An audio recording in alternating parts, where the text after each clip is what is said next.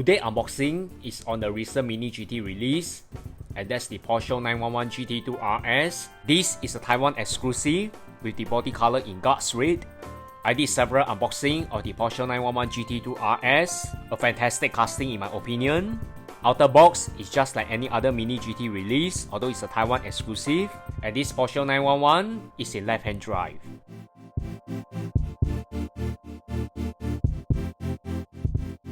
Wow, this casting still amazes me. The God's red body color is very vibrant and striking.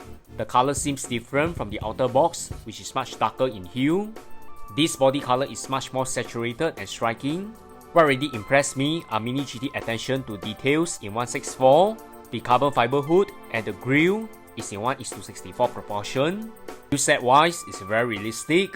It's champagne gold with the RS marking on the wheels. And as always, they rose extremely well. No suspension for the Porsche, and the base is in metal. Rubber side mirror as always. The interior is all black that comes with a roll cage.